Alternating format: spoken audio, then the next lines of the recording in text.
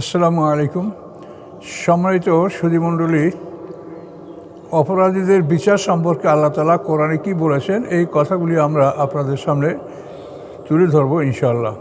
কুল্লাকুম মিয়াদু ইয়াউমিন লা তাস্তাখিরু আনহু সাআতুন ওয়া লা তাসতাকদিমুন, যেখানে আল্লাহ বলেন যে তোমাদের জন্য একটা দিন নির্ধারিত আছে যা আগেও হবে না পরেও হবে না। এটা আল্লাহ বলে রেখেছেন। বলে রাখার পরে কি এই বিচারটা আল্লাহ তাআলা মন কানাকে দিয়ে আগেই করাই নেবেন যে তার পাঁজর ভেঙে ফেলা হবে, লোহার মুদ্গা দিয়ে পিটানো হবে? এটা কি কথা? আল্লাহ কোরআনে বলছেন যে তোমাদের জন্য দিন ধার্য আছে, সেই দিন বিচার হবে। তা আপনার মানুষকে ভয় দেখাবেন, যেখানে কোরআনে যা বলা আছে সেইখানে আপনি সেভাবে ভয় দেখান। সেটা আপনি কবরে নিয়ে আসতেছেন কোন দলিলে, কিসের ভিত্তিতে বলেন? এখন এটা মানুষের এমন বিশ্বাস যে এটার বিপক্ষে আমরা বললে মানুষ আমাকে গালি দেবে, আমাদের জন্য কোনো আপত্তি নাই, কিন্তু আমাদের এই কথার জবাব তারা দিতে পারবে না। জবাব দিতে পারবে সব আলেমরা বলে এইটা ছাড়া কোনো দলিল নেই। সব আলেমরা বলে কবর আযাব আছে, আপনি বলেন নাই, এ হলো দলিল, আর কোনো দলিল নেই। কোরআনের কোনো দলিল তাদের কাছে নাই। কাজে এই জন্য আমি আপনাদেরকে বলি যে আপনারা আবারও বিবেচনা করেন, আবারও দেখেন, আবারও চিন্তা ভাবনা করেন। আমি আপনাদেরকে বলি যে আমার কথা মানেন, আমি বলি আপনারা চিন্তা ভাবনা করে দেখেন যে আপনারা কী পাচ্ছেন। কোরআনে আসেন, কোরআনের মধ্যে আসেন, গবেষণা করেন, দেখেন। আমি তো এই আয়াতগুলি আপনাকে 21টা আয়াত এখানে আমি এই আযাব সম্পর্কে, ভয়ঙ্কর শাস্তি সম্পর্কে শুনালাম। সবই তো এই শাস্তি আছে, এগুলো আপনারা বলেন মানুষকে, কিন্তু এই শাস্তিটা যেখানে আল্লাহ বলছে আমরা সেখানে বলেন না, বলে সেটা আপনি অগ্রিম বলছেন, যেটা বিচারের আগে হবে। এটা হলো সমস্যা। আউযু বিল্লাহি মিনাশ শাইতানির রাজীম। বিসমিল্লাহির রহমানির রহিম। ওয়াসিকাল্লাযীনা কাফারু ইলা জাহান্নামা যুমারা। কাফেরদেরকে দলে দলে জাহান্নামের দিকে হাঁকিয়ে নিয়ে যাওয়া হবে। সূরা যুমার ৭১ নম্বর আয়াত। নেয়ার পরে তাদেরকে কি শাস্তি দেওয়া হবে এটা আমরা মোটামুটি কোরআনে অসংখ্য আয়াত আছে, আমি বিশেষ কতগুলি আয়াত আপনাদের সামনে তুলে ধরার নিয়ত করেছি। তো বিচারের মাঠের 50,000 বছর শেষ হওয়ার পরে সর্বশেষ পর্ব হলো কাফেরদেরকে জাহান্নামের দিকে নিয়ে যাওয়া আর মুমিনদেরকে জান্নাতের দিকে নিয়ে যাওয়া। তো এভাবে কাফেরদেরকে দলে দলে জাহান্নামে নিয়ে যাওয়া হবে। তাদের পোশাক কী হবে? কোরআন পাক আল্লাহ বলেন, সারাবিলুম মিন কাতরান, তাদের জামা হবে আল কাতরার জামা। ও তাকশা উজুহুমুন নার, এবং জাহান্নামের আগুন তাদের চেহারাকে আবৃত করে ফেলবে, ঢেকে ফেলবে। তাহলে জাহান্নামীদের পোশাকটা হবে আল কাতরার পোশাক। তো আল কাতরা তো প্রচণ্ডভাবে আগুনে জ্বলে। এই আল কাতরার পোশাক যদি পরিয়ে একটা মানুষকে আগুনে ফেলে দেওয়া হয়, যে কী অবস্থাটা হবে এটা আপনি একটু কল্পনা করে দেখেন। এটা কোরআনের আয়াত, সূরা ইব্রাহিমের 50 নম্বর আয়াত। আচ্ছা, এরপরে আর অন্য আয়াত দেখেন, সূরা হজের 19 নম্বর আয়াত দেখেন। সেখানে আল্লাহ বলেন, ফাল্লাযীনা কাফারু কুত্তিআত লাহুম সিয়াবুম মিন নার, অতঃপর যারা কাফের অবিশ্বাসী তাদের জন্য আগুনের কাপড় কাটা হবে। আগুনের কাপড় কেটে তার দ্বারা তাদের পোশাক তৈরি করা হবে। আগুন দ্বারা আল্লাহ জিন জাতি, আল্লাহ কী না করতে পারেন তিনি কোরআনে বলেছেন। তার কোরআন যেটা লা রাইবা ফি কিতাব, যে জাহান্নামীদের জন্য আগুনের কাপড় কেটে তাদের জন্য পোশাক তৈরি করা হবে। আচ্ছা, এরপরে জাহান্নামে তারা প্রবেশ করবে। প্রবেশ করার পরে তাদের স্তর অনুযায়ী তা যে যেখানে যাবার সেখানে তাকে পৌঁছানো হবে। সুকুমান হামিমা ফাকাত্তা আমা আহম, সূরা মুহাম্মদের 15 নম্বর আয়াতে আল্লাহ বলছেন যে অপরাধীদেরকে গরম পানি পান করানো হবে। ফাকাত্তা আমা আহম, এই গরম পানির প্রভাবে তাদের নাড়ি বুড়িগুলি টুকরো টুকরো হয়ে যাবে। সূরা মুহাম্মদ আয়াত নম্বর 15। তো এখানে আল্লাহর এমনই কুদরত, তিনি বলছেন যে আল্লাহর মতো কেউ আযাব দিতে পারে না, আল্লাহর বাঁধনের মতো কেউ বাঁধতে পারে না। তার অর্থ হলো আমাদের পৃথিবীতে কোনো শাস্তির কারণে যদি মানুষের নাড়ি ভুঁড়ি ছিঁড়ে টুকরো টুকরো হয়ে যায় তো মানুষের সাথে সাথে মরে যাবে। কিন্তু আল্লাহ তাআলার শাস্তি এমন যে নাড়ি ভুঁড়ি ছিন্ন ভিন্ন হবে, টুকরো টুকরো হবে, মলদ্বার থেকে বের হবে, তারপর সে মানুষটার মৃত্যু হবে না। তাকে বেঁচে থাকার জন্য যে অর্গানগুলি দেহের, এগুলি আল্লাহ ঠিক রাখবেন এবং সে শাস্তিটা অনুভব করতে পারবে। সে বেহুশ হবে না, বেহুশ হলে শাস্তি অনুভব করতে পারবে না। তো এইভাবে আল্লাহ শাস্তি দিবেন, যার জন্য তিনি বলেছেন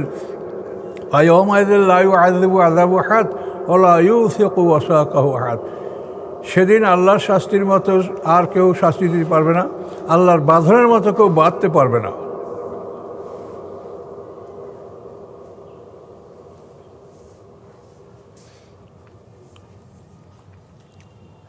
আল্লাহ রাব্বুল আলামিন বলেন সূরা আরাফের ৪১ নম্বর আয়াত, লাহুম মিন জাহান্নামা মিহাদুন ওয়া মিন ফাওকিহিম গাওয়াশ, তাদের বিছনা হবে আগুনের বিছনা এবং তাদের উপরে আবরণ হবে আগুনের আবরণ। সূরা আরাফে আল্লাহ তাআলা এই কথা ঘোষণা করেছেন, পায়ের নিচেও আগুনের বিছনা আর উপরেও আগুনের ঢাকনা।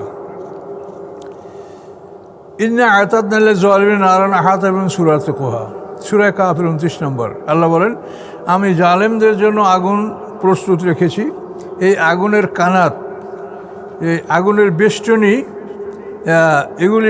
এগুলিও আগুনের, এই আগুনের বেষ্টনী তাদেরকে ঘিরে ফেলবে।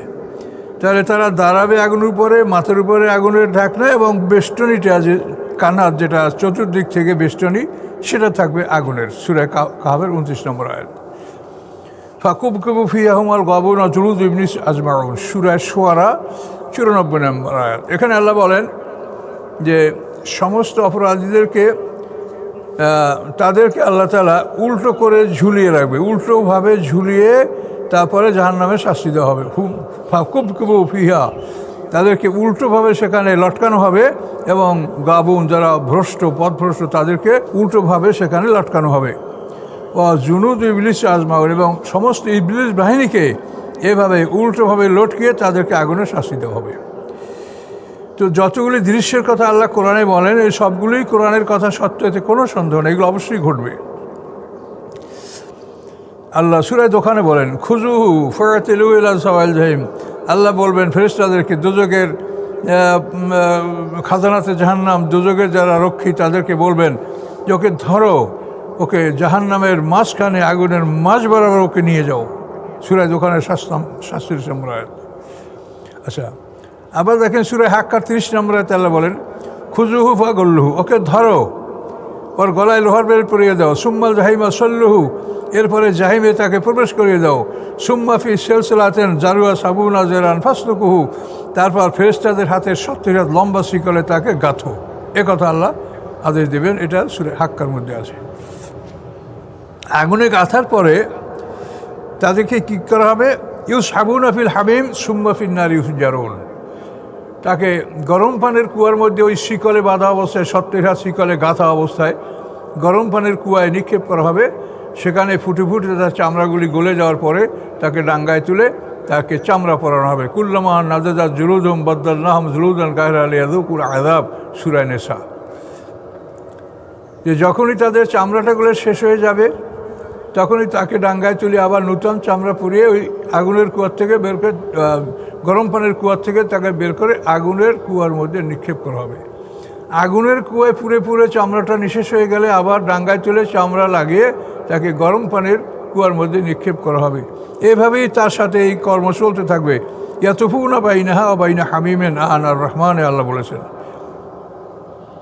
যে এইভাবে গরম পানির কুয়া এবং আগুনের দুটার মধ্যে তার পরিভ্রমণ, তওয়াব, গো রাউন্ড, এটা চলতে থাকবে। ইউরাফুল মুজরিমুনা বিসিমাহুম ফায়ুখাযু বিন নাওয়াসি ওয়াল আকদাম, অপরাধীদেরকে তাদের চেহারা দেখেই চিনতে পারা যাবে এবং তাদেরকে মস্তিষ্কের অগ্রভাগ এবং পা, এই দুই অংশ ধরে ফিক মেরে তাকে আগুনের মধ্যে ফেলে দেওয়া হবে। আর রহমান এই কথা আল্লাহ বলেছেন। ইয়াউমা ইয়াগশামুল আযাব ফাওকা মিন তাহতি আরজুলিহিম ইয়াকুলু যুকু মা কুনতুম তা'মালুন, সূরা আনকাবুতের ৫৫ নম্বর আয়াত। আল্লাহ বলেন সেদিন শাস্তি তাদেরকে ঢেকে ফেলবে, তাদের উপর থেকে এবং নিচ থেকে, এবং পায়ের নিচ থেকে, এবং তাদেরকে বলা হবে এবং ফেরেশতারা বলবেন জুকু, তোমরা স্বাদ গ্রহণ করো, মা কুনতুম তা'মালুন, যা তোমরা পৃথিবীতে করতেছিলে, তোমাদের কর্তব্যের স্বাদ তোমরা গ্রহণ করো। সূরা হজের মধ্যে আল্লাহ বলেন, হজের ১৯, ২০, ২১ নম্বরে দেখেন ইউসাব্বু মিন ফাওকি রুউসিহিম মিনাল হামিম, তাদের মাথার উপরে গরম পানি ঢালা হবে। এই গরম পানিটা মাথার উপরে গড়াবে না, এই পানিটা মাথায় যে তালুতে ছিদ্র আছে, ছোটো বাচ্চাদের দেখা যায়, ওইটা সবাই আমাদের আছে, ওই ছিদ্র দিয়ে পানিটা দেহের মধ্যে ঢুকবে এবং রগের মধ্যে প্রবেশ করে হৃৎপিণ্ডে যাবে এবং হৃৎপিণ্ডের সাহায্যে গরম পানিটা সারা দেহে সরবরাহ হবে। ফলে ঈশ্বরবি মাফি বুতুনহিম, তাদের পেটের মধ্যে যা কিছু আছে এগুলো সব গলে যাবে। অল জুলুদ, এবং এরপরে চামড়াটাও গলবে। সূরা হজে এই আয়াতগুলির মধ্যে আল্লাহ তাআলা এই কথা বলেছেন। ওয়ালাহুম মাকামিউম হাদিদ, এবং তাদের জন্য রয়েছে লোহার মুগুর, এই লোহার মুগুর দ্বারা তাদেরকে পিটানো হবে। এটা সূরা হজের আয়াত। সূরা মুরসালাতের 29 থেকে 33 নম্বরে আল্লাহ বলেন, ইনতালিকু ইলা মা কুনতুম বিহি তুকাযিবুন, যে জাহান্নামকে, যে আগুনকে তোমরা অস্বীকার করতেছিলে সেই আগুনের দিকে এবার অগ্রসর হও। ইনতালিকু ইলা জিল্লিন লা যালিলিন ওয়ালা ইউগনি মিনাল লাহাব, এবং এমন একটি বস্তুর দিকে তোমরা অগ্রসর হও যেটা 3 শাখা বিশিষ্ট। এখানে তাফসীর কাররা বলছেন যে জাহান্নাম থেকে একটা অগ্নিশিখা বের হবে, একটা ধূম্রকুণ্ডলীর শিখা বের হবে, সেটা 3 শাখায় বিভক্ত হয়ে অপরাধীদের সামনে থাকবে এক অংশ, আর পাশে থাকবে 2 অংশ। এই 3 অংশে এই ধূম্রকুণ্ডলী তাদেরকে আবৃত করবে। এবং সেই জাহান্নাম তাদের যে অন্না তারমিবে সারান কালকাস, এবং জাহান্নাম তাদের জন্য যে স্ফুলিঙ্গগুলি উৎক্ষেপণ করবে, নিক্ষেপ করবে, বের করবে, সেগুলি হবে বড় বড় কাষ্ঠখণ্ডের মতো, 3 হাতের ছোট বড়। কাঁসার মানে এখানে কাষ্ঠখণ্ড, এখানে অট্টালিকা নয়। এটা আমি অন্য তাফসীরেও বলেছি, আপনাদেরকেও সংক্ষেপে বলছি। এখানে কাঁসার মানে সংক্ষিপ্ত কাটা, যেমন আপনারা নামাজ কসর করেন, এই কসর মানে কি? সংক্ষিপ্ত করা। তো ইবনে আব্বাস যেন বলেন, এই যে জাহান্নামে যে স্ফুলিঙ্গগুলি কসর কালকাসরে, এটা কাসর মানে অট্টালিকা নয়, এটা হলো আমরা শীতের মৌসুমে যে কাঠগুলো কেটে কেটে রাখি, 3 হাতের একটু ছোটো বড় বড় বড় কাঠ, এগুলি দ্বারা আমরা শীতকালে আগুন জ্বালাই এবং শীত নিবারণ করি। এই কাঠগুলির মতো বড় বড় অগ্নিস্ফুলিঙ্গ নিক্ষেপ করা হবে এবং সেগুলির বর্ণ হবে কালো উটের মতো। এই কথা আল্লাহ। আচ্ছা, এরপরে তাদেরকে একটা সংকীর্ণ জায়গায় পুষানো হবে। একটা কোরআন একটা আছে যে তাদেরকে আমরা একটা সংকীর্ণ জায়গায়, ভয়ঙ্কর একটা সংকীর্ণ জায়গায় পৌঁছানো হবে, যেখানে তারা বলবে, তারা ধ্বংস কামনা করবে যে আল্লাহ আমাদেরকে মেরে ফেলেন। তো তখন আল্লাহ বলবেন, লা তাদু সুবুরান ওয়াহেদা আদু সুবুরান কাসিরা, যে তোমরা একবার ধ্বংস নয়, তোমরা বহুবার ধ্বংস কামনা করো, তোমাদেরকে ধ্বংস করা হবে না। এখানে তাফসীরে বলা হয়েছে যে জাহান্নামীদেরকে জাহান্নাম থেকে বের করার পরে যারা জাহান্নাম থেকে আর বের হবে না, তাদেরকে একটা লোহার সিন্দুকে ঢুকিয়ে সিন্দুকটাকে আবদ্ধ করে তারপর সিন্দুক সহ তাদেরকে জ্বলন্ত আগুনের মধ্যে ফেলে দেওয়া হবে।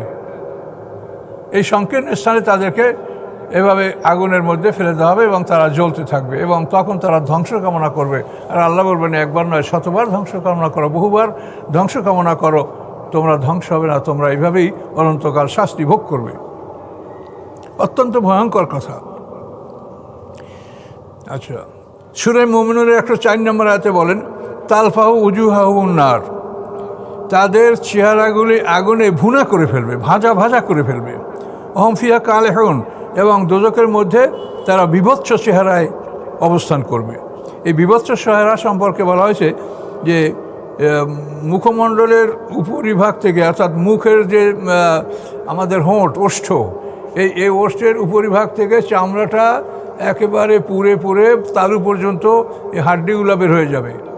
আবার নিচের নিচের ঠোঁট, আমাদের যে নিচের ওষ্ঠটা, আমাদের এই নিচের ওষ্ঠ হতে বক্ষস্থল পর্যন্ত চামড়াটা পুড়ে খসে যাবে এবং চামড়া এবং গোস্তবিহীন হয়ে যাবে। এইভাবে তাদের চেহারাকে বিভৎস করা হবে।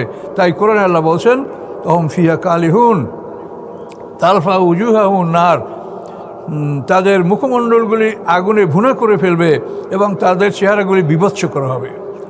মুখের উপরিভাগটা তালু পর্যন্ত গোস্ত চামড়াবিহীন হবে এবং মুখের নিম্নাংশ থেকে বক্ষস্থল পর্যন্ত এভাবে তারা চামড়া এবং গোস্তহীন হবে। এরকম একটা বিভৎস চেহারা তাদের হবে। এটা আল্লাহ কোরআন পাকে বলেছেন। আচ্ছা, আবার সূরা মাআরিজে আল্লাহ 15 নম্বর আয়াতে বলেন, কাল্লা ইন্নাহা লাযা, নিশ্চয়ই ইহা জ্বলন্ত আগুন, নাজ্জাতাল লিশ-শাওয়া, যে আগুন মানুষের চামড়াকে খসে ফেলবে।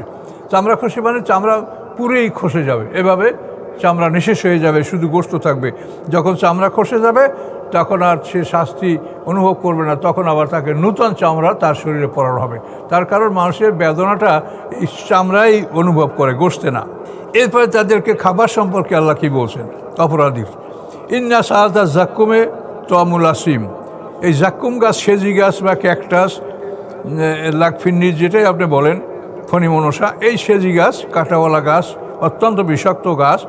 এই জাক্কুম গাছ হবে তোয়ামুল আসিম, অপরাধীদের খাবার। দোকান এর 43 নম্বর আয়াত। সেই খাবারগুলি জাক্কুম গাছ খাইলে কি হবে, সেগুলি ইয়াগলিফিল বুতুনে কা গালিল হামিম, সেই জাক্কুম গাছগুলি তাদের পেটের মধ্যে ফুটন্ত পানির মতো টকবক করে ফুটতে থাকবে। তো এই সাজারাত জাকুমে তোয়ামুল আসিম, এই পাপীদের এই খাদ্য, ফামালেউনা মিনাল বুতুন, এই খাদ্য দ্বারা তারা পেট ভরে খাবে। তারপরে তার উপরে গরম পানি পান করবে, এবং গরম পানিটা তৃষ্ণার্ত উটের মতো তারা পান করবে। উট যখন তৃষ্ণা অস্থির হয়ে যায়, একবারে খুব পাগলের মতো হয়ে মুখ দিয়া পানি খেতেই থাকে, এই রকম প্রচণ্ড গরম পানিগুলি তারা গিলবে। তো এই সেজি গাছ এবং এই ক্যাকটাস বা এই লাকপিন্নি গাছ, এটার দ্বারা পেট ভরবে আর গরম পানি তার উপরে খাবে, ফলে তাদের পেটটা টকবক করে ফুটবে যেরকম গরম পানি ফুটে। আবার কোনো আয়াতে বলা, আয়াতেই বলা হয়েছে কাল মহলে গলিত তামার মতো, অর্থাৎ তামা গলতে যে পরিমাণ তাপ লাগে ওই পরিমাণ উত্তপ্ত পানি তাদেরকে পান করা হবে। ফলে মানে এই গরমটার তুলনা করে কালমহল এই গলিত তামার সাথে, এবং সেটা পেটের মধ্যে টকবক করতে থাকবে, ফুটতে থাকবে গরম পানির মতো, কিন্তু এটার উত্তাপের পরিমাণ হবে গলিত তামা। তামা গলাতে যে পরিমাণ তাপ লাগে সেই পরিমাণ উত্তপ্ত হবে এই পানিটা।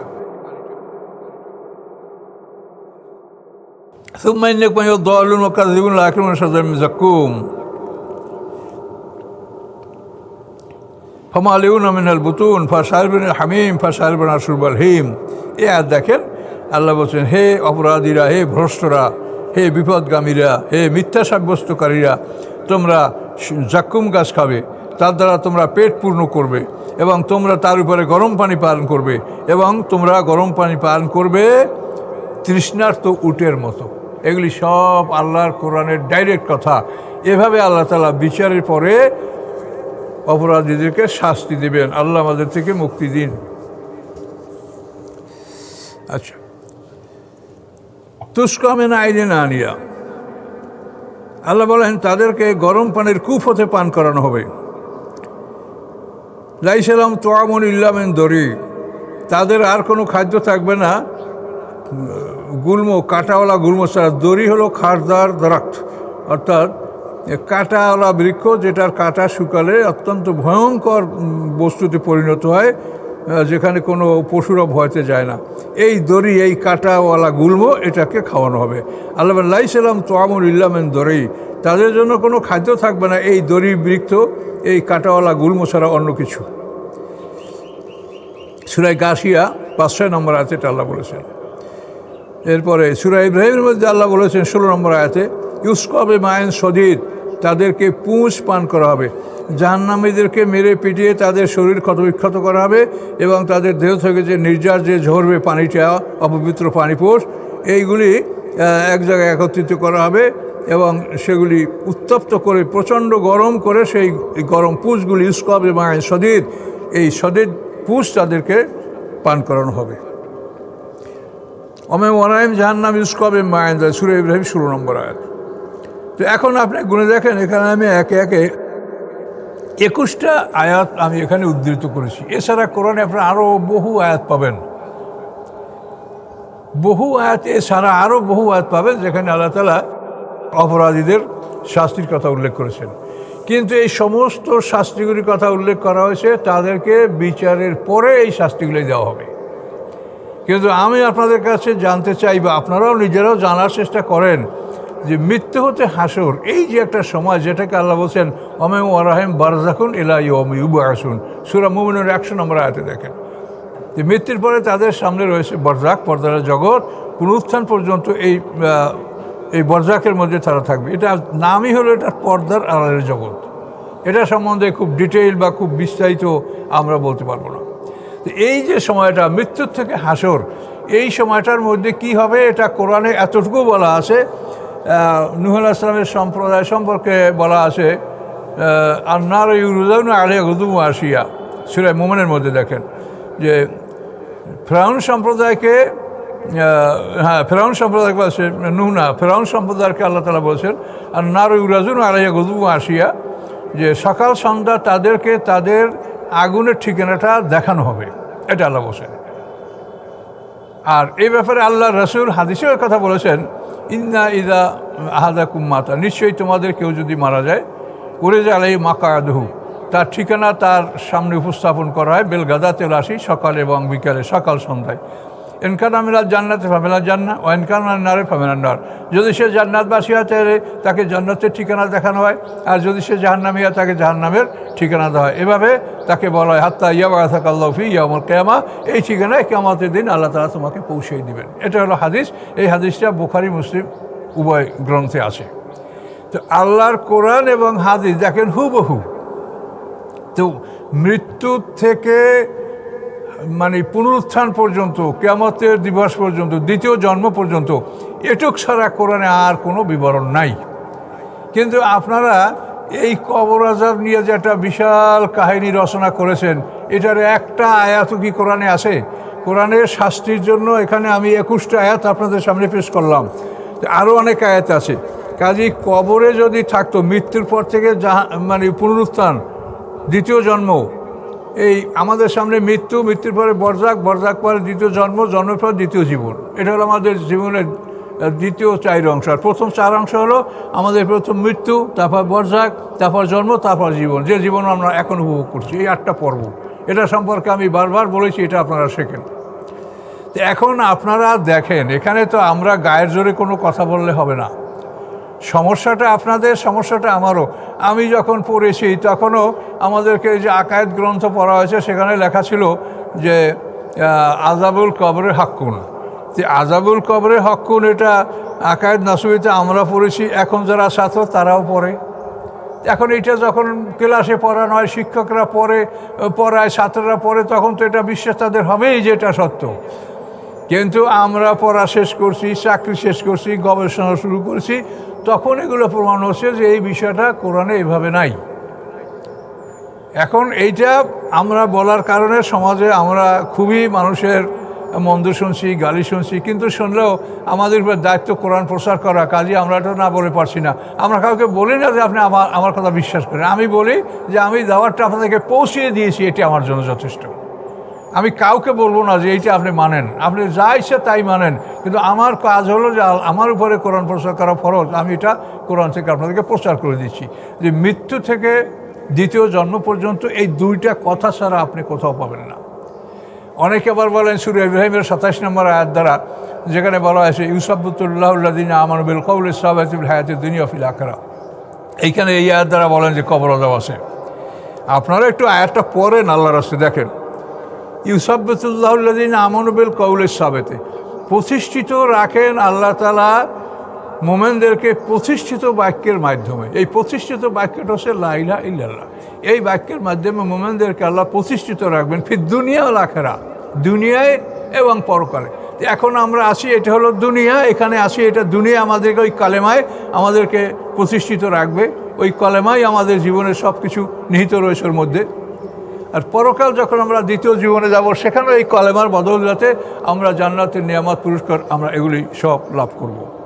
কাজে এটা দুনিয়া এবং আখিরাত বলা হয়েছে, তো বারজাক বলা হয়নি। বারজাক তো একটা আলাদা সময়, প্রত্যেকটা মানুষ আমি ওরাহিম বারজাকুন ইলা ইয়াউম ইউবআসুন, এটা কোরআনের আয়াত, এটা তো বানানো কথা না।